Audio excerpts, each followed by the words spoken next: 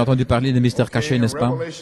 Dans Apocalypse 10, je pense qu'il vaut mieux que je le lise, afin que vous sachiez exactement ce dont nous parlons.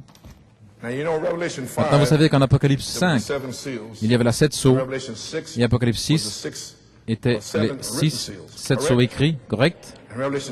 Et Apocalypse 10, 7,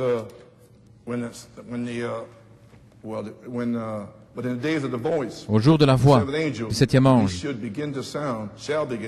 quand il commencerait à sonner la trompette, le mystère de Dieu s'accomplirait comme il a déclaré à ses serviteurs les prophètes.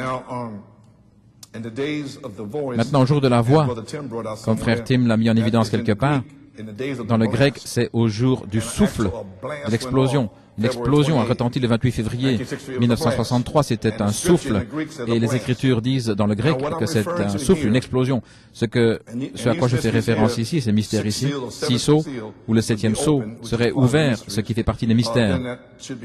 Alors ce serait accompli lorsqu'il a commencé à déclarer, comme il l'a annoncé à ses serviteurs.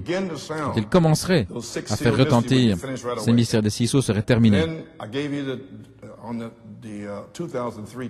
Sur les bandes de 2003, j'en ai parlé, j'ai divisé le temps de mars 63 au 14 juin 64, puis j'ai pris la deuxième partie à la fin de son message, le dernier message, ce qui serait du 14 juin jusqu'au en décembre 65, couronné par la bande de l'enlèvement, Jésus fait les 3 choses. Mais maintenant, verset 3, il cria d'une voix forte comme rugit un lion, et quand il cria, les 7 tonnerres firent entendre leur voix. Et quand les 7 tonnerres eurent fait entendre leur voix, j'allais écrire, et j'entendis une voix du ciel me disant, scelle ce qu'ont dit les 7 tonnerres et ne l'écris pas. Ceux-ci sont les mystères cachés. Voilà ce dont nous parlons. Et ce sera le message que le quintuple ministère va prêcher dans le 3e pôle, la 3e phase. Les mystères cachés qui étaient là, et il a dit, scelle-le. En d'autres mots, ne l'écris pas, ne le mets pas dans la Bible. Ne le mets pas là. Tout au long de la Bible, toutes ces choses cachées.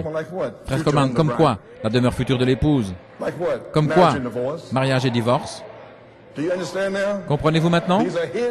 Elles sont cachées dans la Bible.